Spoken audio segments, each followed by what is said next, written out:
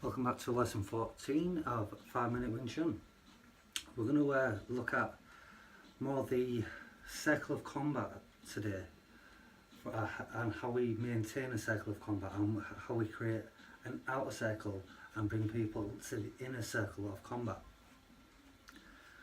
We're also going to look at some of the more traditional sides of the temple Wing Chun, which is one of the systems. I've learned 4 different systems of Wing Chun, one of them being the temple Wing Chun, very much steeped in tradition.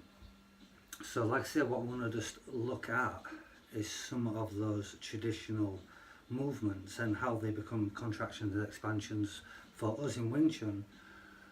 The Bong and Tan position, like we've been talking about, how it expands and contracts, but it still keeps that same structure from the kingdom to heaven.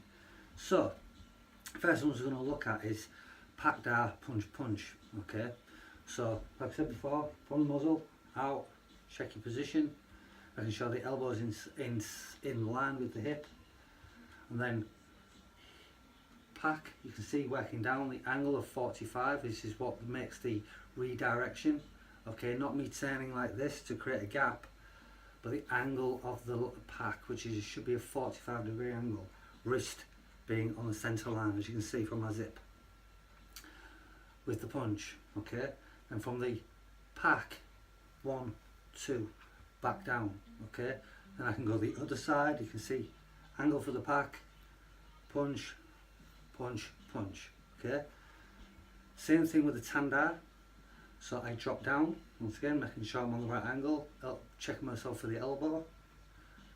I come to the Tan, punch, then punch, punch, back, Tan Da, punch, punch. Okay, same thing with the Bong Sau.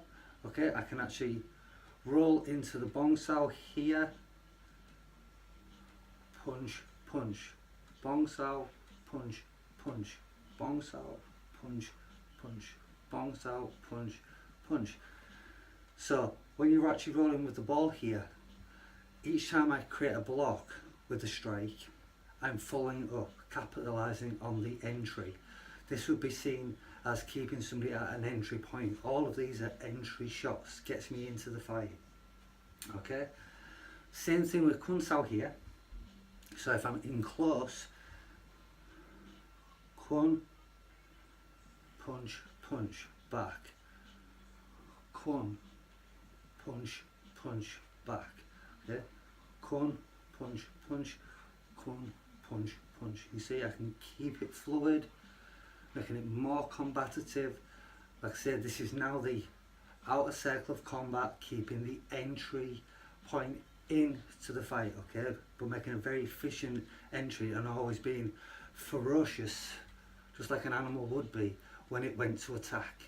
Very ferocious, a lot of ferocity in our movement. Okay, so when it comes to the outer circle of combat, we'll want you to actually think drawing on the floor like an asterisk. We'll have some actual diagrams to show you as well here, but I just want you to imagine having an asterisk on the floor, you standing in the center of the asterisk, once again in your walking step distance, getting into your rope, clenching out the butt, and then like I say, stepping on a 45, stepping on a 45. Basically same thing going back, 45, come back to the central point, 45.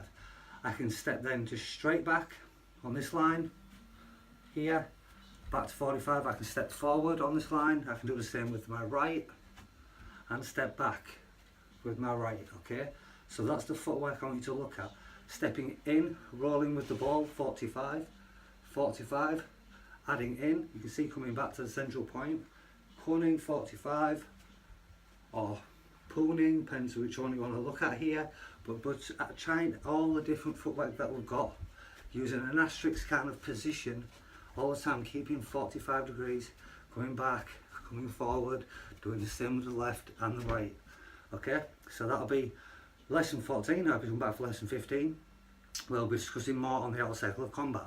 So thank you very much, and I'll see you back for lesson 15, and happy training.